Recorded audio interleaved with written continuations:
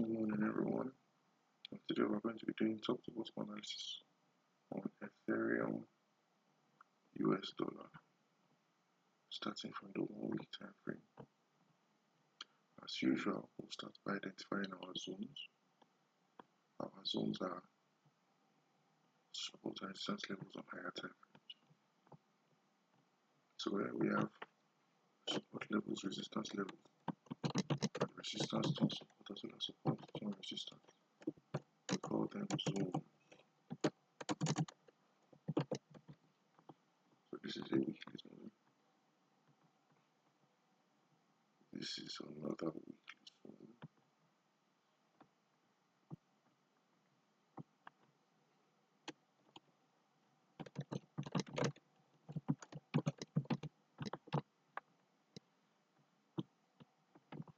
And this is this is our all-time high, which also counts as a zone.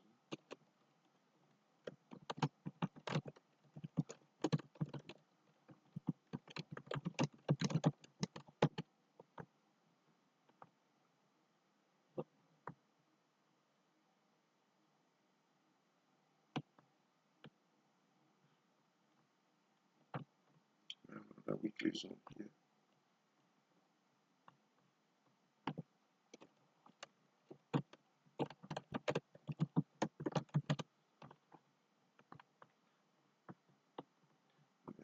We have a weekly zone there. So now that we've identified our zones, the next thing for us to do is to identify any potential trend lines. Let's zoom in a bit. So we can already quite clearly see a bearish trend line like this. This is a weekly trend line.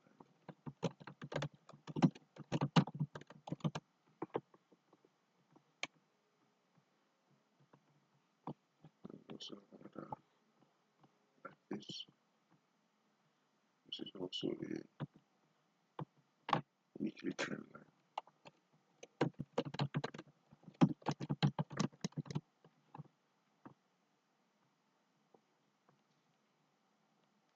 Next thing we'll do is to go down to the daily time frame and do the same thing. We'll identify our zones and then any potential trend line.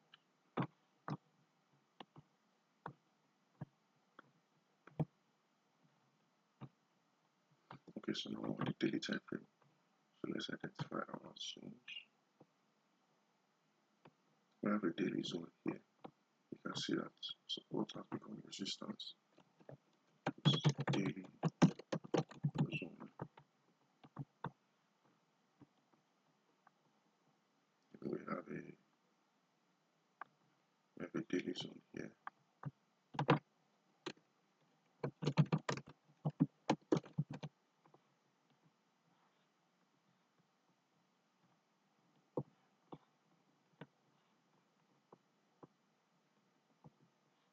We also have another daily zone right there.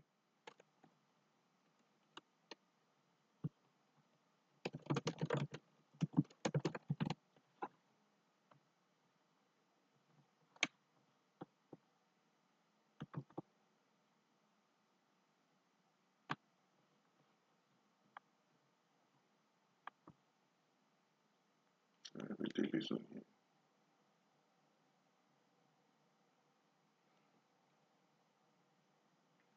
So now that we've identified our zones, next thing for us to do is identify any potential trend lines. But our weekly trend lines quite well fit with our current price action. So there's no need for us to draw a trend line. So the next thing for us to do is to identify our trend origin. So if we zoom out, we can see that price was coming from an uptrend. You can see that price was coming from an uptrend like this. You can see that price was coming from an uptrend like this until price hits what is now our current all-time high, and then price broke down, breaking structure. So this this red box to be our trend origin.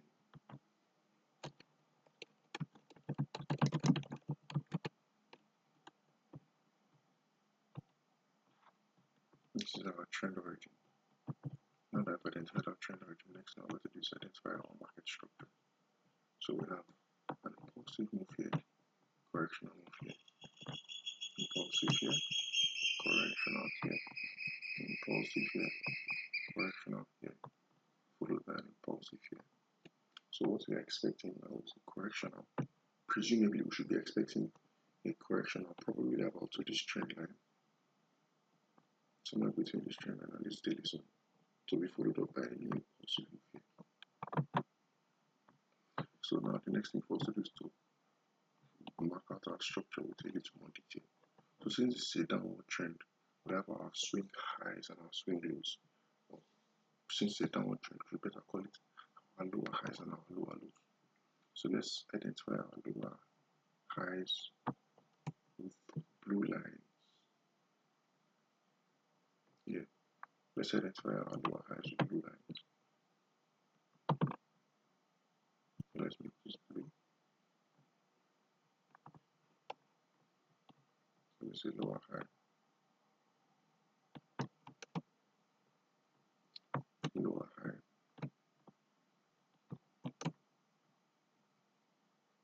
lower high.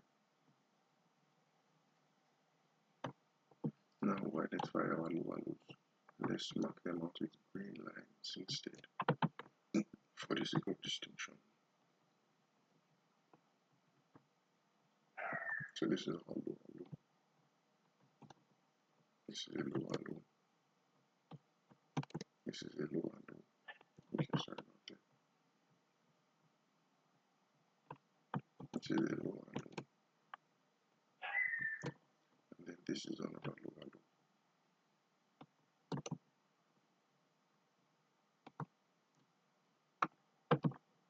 So we cannot delete this.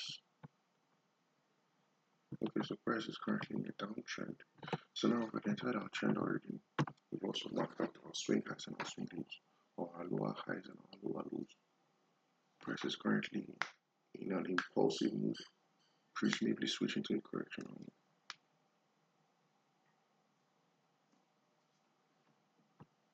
Since price is currently switching to a correctional phase,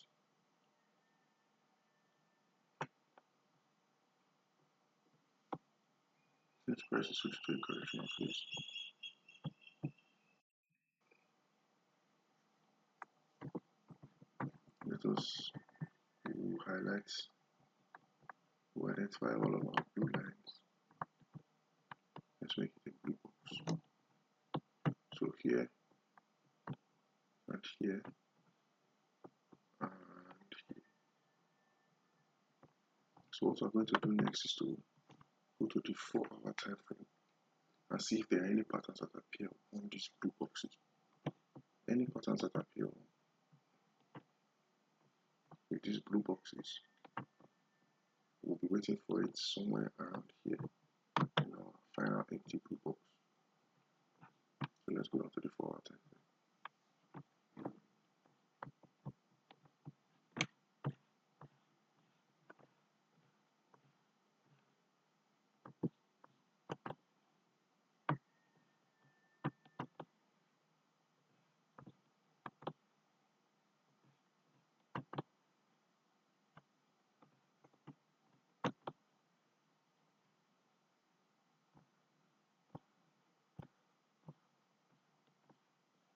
Okay, so what can I see in this first blue box?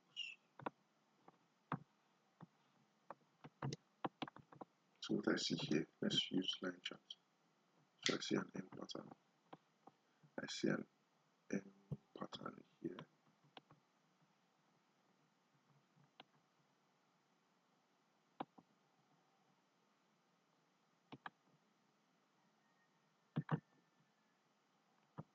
I see an M pattern here. But not only do I see an M pattern, I also see a head and shoulders pattern like this.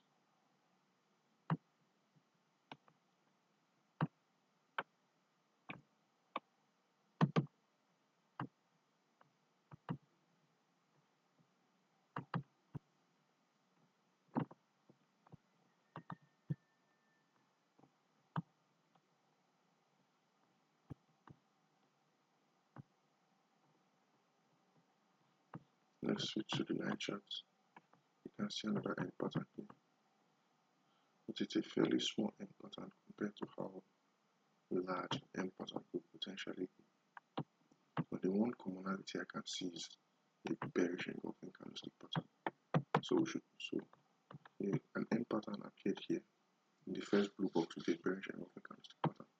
Similarly, in this second blue box, we also have another bearish engulfing candlestick pattern. So let's look for our third box.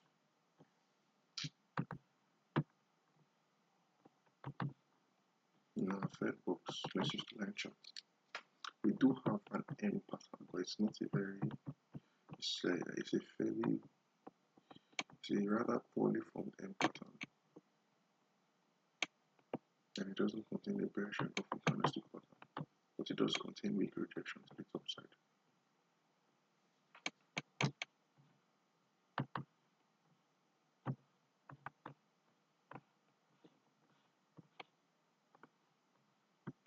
So we are expecting, in order for us to sell, we have to see an end pattern like this, but it's also a rather small end pattern. It's a considerably small end pattern on the H4 time frame, like this. Let's move it lower a bit. Okay, and then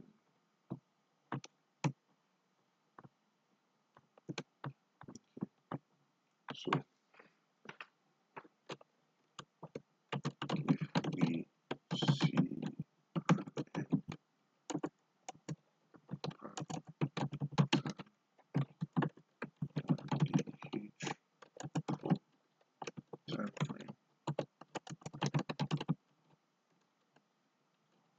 that contains a bearish engulfing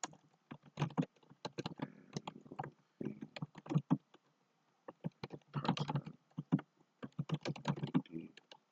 the second label M,